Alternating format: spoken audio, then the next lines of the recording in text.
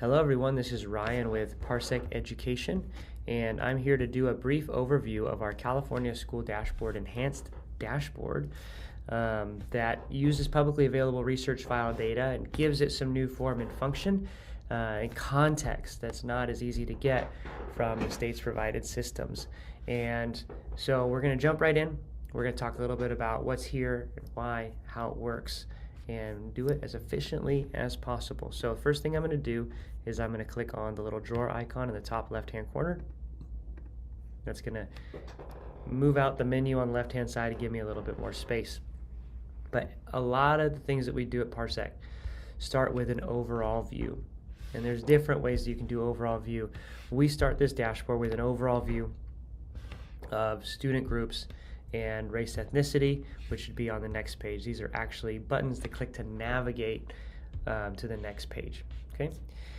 This only works, so you'll see the agency, we have district and school. This only works for a singular selected district or singular selected school. So right now it's just gibberish, but if I click on a district like ABC Unified, this is going to be true. Now what we see here is a comparison. The blue is what I've selected, the dark gray is the county that school district or school is in, and the light gray is California. Now the dark gray is not provided by anyone else. We create that as an aggregate on our end so that you have some more local context. And you can use these navigation buttons to click through and see your race ethnicity breakdown. You can see GeoMap. If you click again, this is actually really cool. This is the color indicators, the accountability model colors from the California School Dashboard if the county had it versus your district or school and versus the state. So it's a good comparison tool, especially for your county office people who are looking for county level views of colors. Next we have the ranking data, and this is where you find similar cohorts of schools, similar school systems. I'm going to reset filters here to identify improvement opportunities, improvement partners. So I'm not going to select any districts or schools, but I'm going to select a singular student group here. Let's just go all students. Let's leave it at ELA, but I just want schools that are, districts that are, let's say, oops, it's working very well for me right now, 1,000 to 2,500 in enrollment. And I want them to have 75% or more economically disadvantaged, and I want them to have less than 15% English learners. Oh, that's more than 15%. Forgive me. 15% English learners.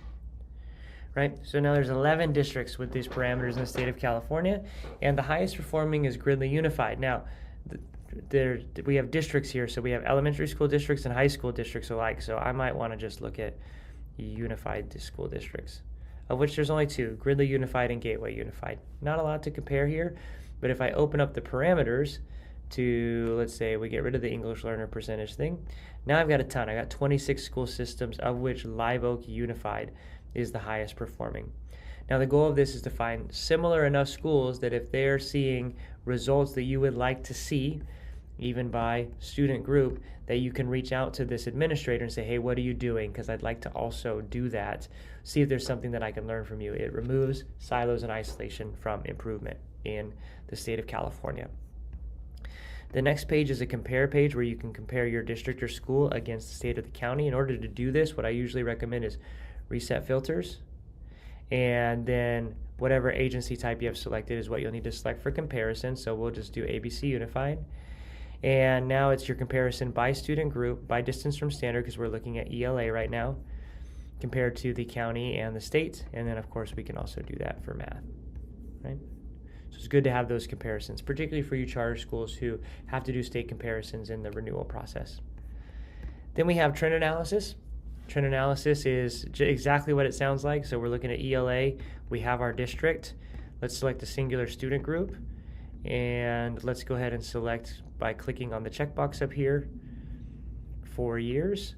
And it's going to show me the performance for all students in ELA DFS over time. They've made a little bit of movement downward over time, as you can see, something worth investigating. Then we can do this for ELA and math. You can also click to the next page and do the other indicators. Now we'll look at the color matrix. The color matrix is just the 5x5 grid. So right now, ABC Unified, all students looking at the 5x5 grid. Let's just stick to a singular year. There you go. And now it's got colors for you there. And this you can do across the whole state with all the districts in the state to see their colors for all students if you'd like. It's kind of crazy. I recommend you do it for your district and then maybe all of your student groups. Might take a while to load depending on the size of your district, but there it is.